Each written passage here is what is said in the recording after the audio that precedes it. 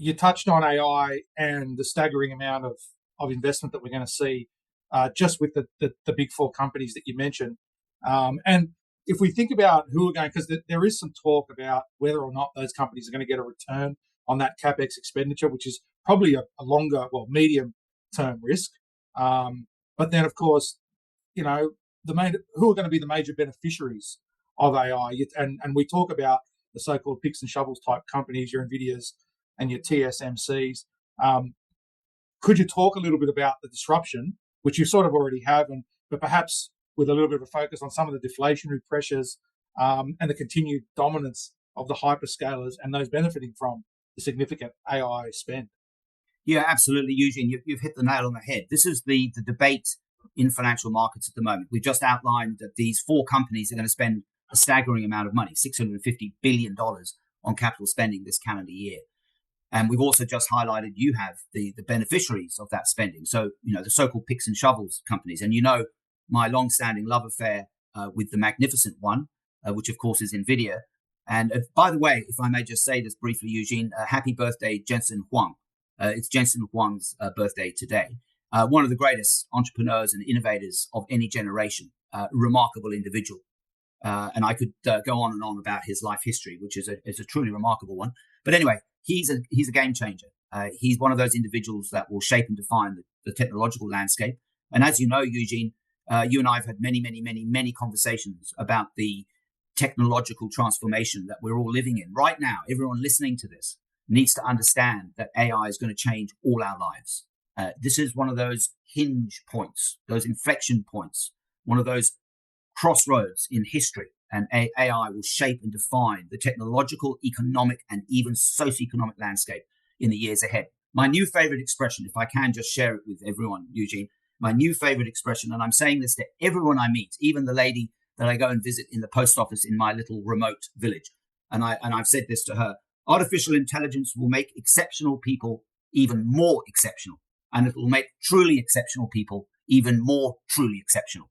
The way I think about artificial intelligence is right now, as I'm speaking to you, Eugene, right now, I'm surrounded by a room full of PhDs. In fact, I would even say perhaps I'm even surrounded by Albert Einsteins.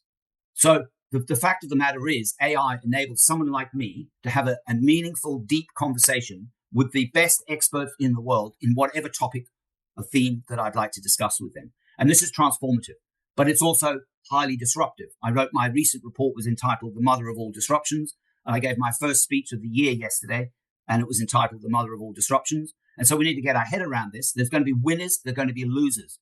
The market is grappling, as you correctly highlight, with this question: what is the return on invested capital for the so-called hyperscalers? Those are the big four names: Amazon, Google, Meta, and Microsoft.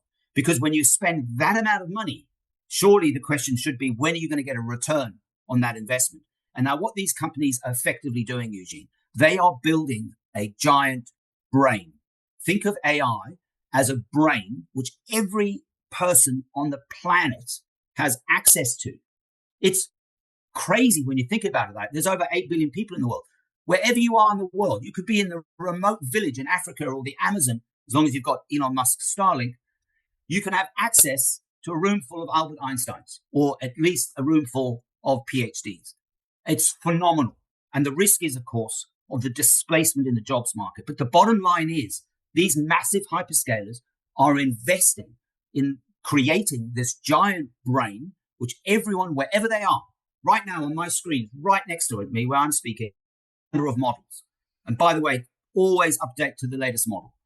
And so these massive companies are investing vast amounts of money because they believe in the future of artificial intelligence and, moreover, the potential monetization of their investment in AI. How and why? Because, of course, we're now migrating from you and me just simply typing a question into ChatGPT, when is Cindy Crawford going to have dinner with me next?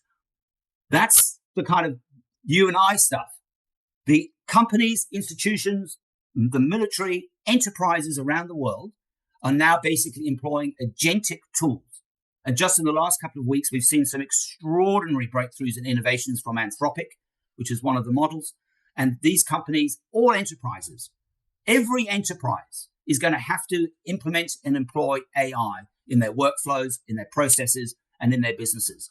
And that basically leads to effectively these massive companies that have built this brain renting out capacity and access to this giant brain to enterprises all around the world. So I'm a believer, have been for a long time, and we're just beginning to see the first real traction where enterprises are now saying, wow, we've just really figured out the power of these large language models. Now, the beneficiaries, and have been for some time, of course, NVIDIA. They are the heart and soul of the AI revolution. NVIDIA, of course, designs the GPUs, the fastest GPUs and chips in the world. But the actual manufacturing of the NVIDIA Blackwells, and we're going into Rubin soon as well, the fastest processors in the world are obviously they're made by TSMC, which makes 90% of the world's production or supply of the world's most efficient and fastest chips. And as we know, and you and I have spoken about this for a long time, how important TSMC is to the world. I've called NVIDIA the magnificent one. Well, TSMC is the indispensable one. And we know, what is Trump doing? He's got TSMC to invest huge amounts of money in building manufacturing capacity in the United States, principally in Arizona, which is really interesting. But basically, you need to have exposure to the companies that are actually making and designing the wiring and the hardware of this new super brain. NVIDIA, TSMC. And then you can look at a Google, which is building the so-called TPU, which is a rival to the NVIDIA GPU. And Google, of course, has a massive footprint, and they can monetize through Gemini and search and ads on their massive Google platform. So it's a fascinating time to be in the financial markets. I understand the anxiety of investors. There's still people who don't really either A, understand or believe the transformative technological phenomenon that is now in our lives. And there are question marks about unemployment. There are very, very difficult conversations to be had about the joblessness amongst graduates leaving university. These are really, really important issues. But the bottom line is this volatility in markets is the market beginning to think and price whether this AI phenomenon is durable and real. Yeah, it's going to be an interesting year or two, and I think development's going to be exponential and really accelerate. We're going to see some big, drastic changes. And there's people out there saying all kinds of interesting things about the volume of particularly white collar jobs that are going to go, and businesses that are going to go, I might add. And also, I think Elon Musk came out and said something like, "Don't worry about saving for your retirement. AI is going to make everything so productive that everybody's just going to life's just going to be really easy, and you won't need that much money in retirement." So I certainly wouldn't advocate that you do that.